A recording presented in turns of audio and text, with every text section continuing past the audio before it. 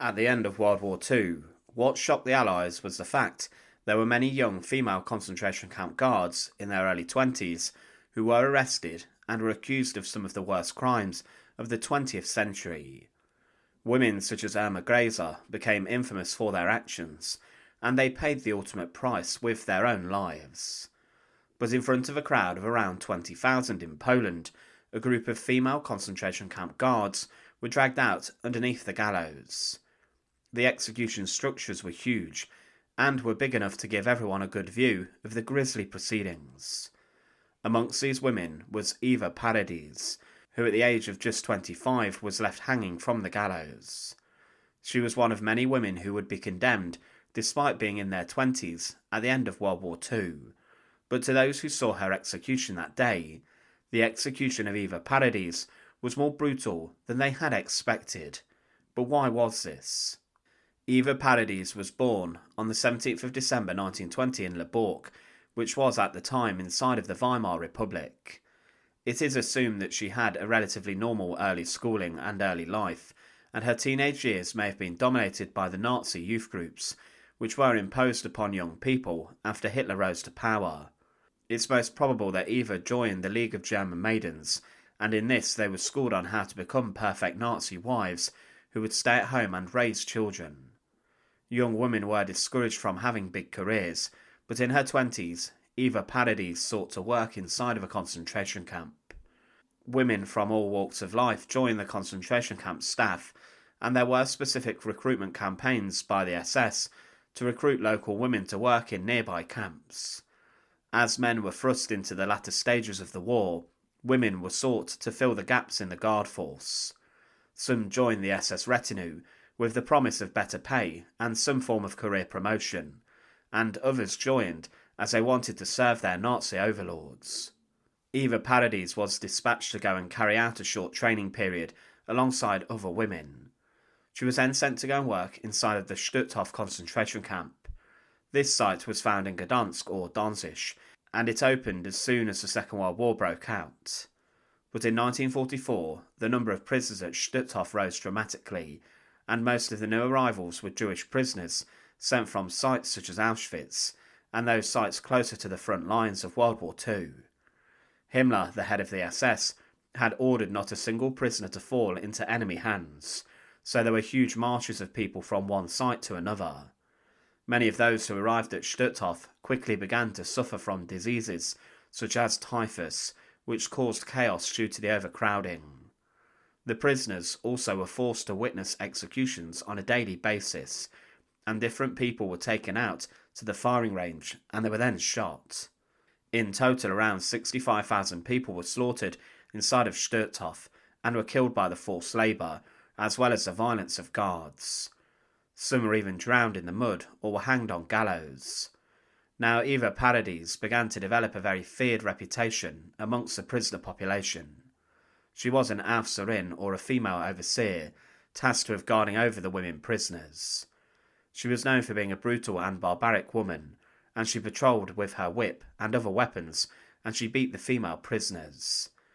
One witness claimed about one incident involving Ewa that she ordered a group of female prisoners to undress in the freezing cold of winter and then douse them with ice-cold water.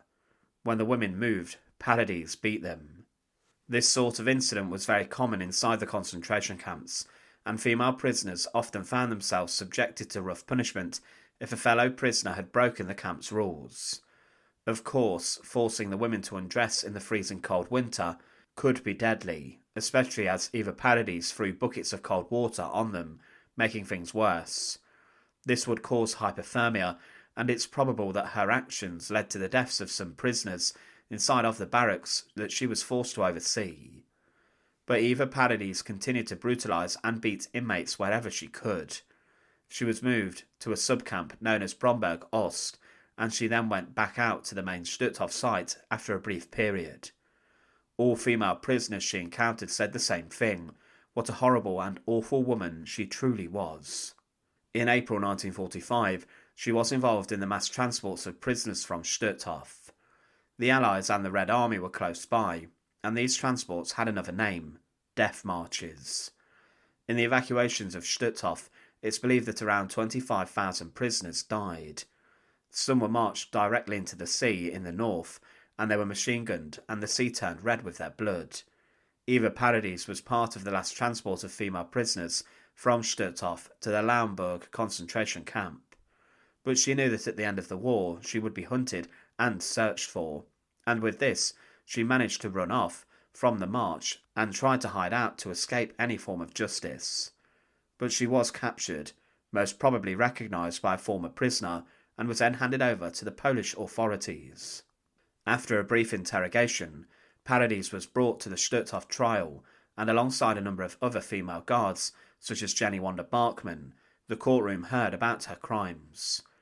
She was also accused of being involved in the selections at the camp, and in this capacity she had decided which prisoners were sent to the small gas chamber at Stutthof, where they were then killed. This action was what sealed her fate. The court imposed a death sentence upon Ewa Paradies, and she was condemned alongside a number of other female guards.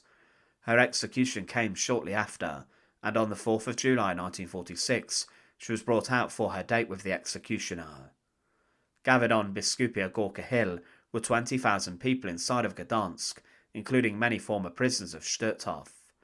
They had all come to witness justice being carried out upon those women who had treated so many people terribly.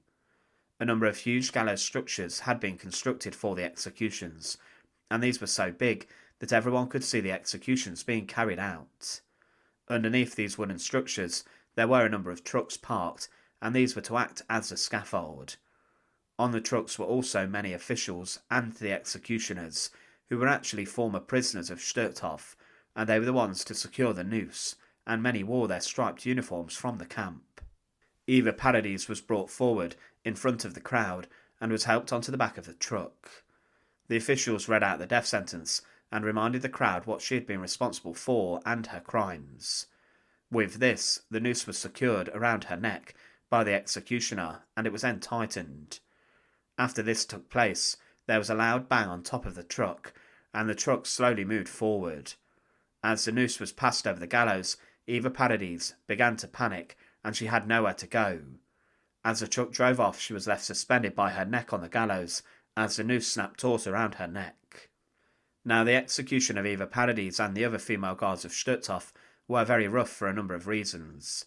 Firstly, Ewa was a young woman in her early 20s, and it would have been awful to see these very public executions.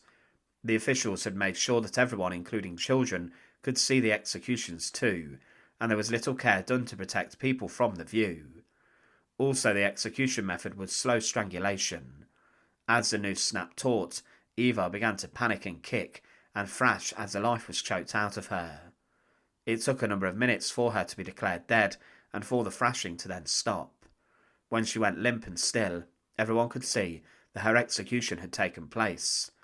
A number of the women also lost their bodily functions and wet themselves on the gallows, and it was rather medieval with how public the executions were. But this is what the authorities wanted.